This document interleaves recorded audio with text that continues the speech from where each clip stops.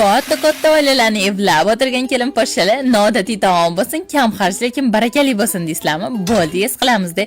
Birinchi tovaga nazarimizni tashlab, slovadan hitsiz yog'dan sovalamiz. Kartoshkalarning ota-onasini bag'ridan mayda bolachalarni yulib olib kelamiz, yog'da qizartirib olamiz. Keyin farshga piyoz, guruch, tuxum, tuz va ziravorli solib, uzunchora shakl yasab olamiz. O'sha yog'da bularni ham qizartirib olamiz. Keyin piyoz, bolgarskiy va pomidorlarni yirik qilib to'g'rab olamiz. Endi eng muhim joyi sosini tayyorlaymiz. Tomat pasta, slovadan eng mazali ketchup. Sizlar sal kamroq solinglar, menda ko'payib ketdi. Tuz, murch va suv solib aralashtiramiz. Ko'ngilli tortsa boygi yog'ni ortiqchasini olib tashlab yoki yeng yog'da hamma sabzavotlarni solib qovuramiz. Ovqatimizda sekretniy joyi bir qoshiq un sog'oramiz, aralashtiramiz. Qo'rvagan masalliqlarni terib, maxsus sosini quyib 35-40 minutga dimlab qo'yamiz. Endi tez chiqib korzinkadan issiqni olib kelib, orasiga eriydigan sir qo'yib, pishishiga 5 minut qolganda ovqatimizni ustiga terib yuboramiz.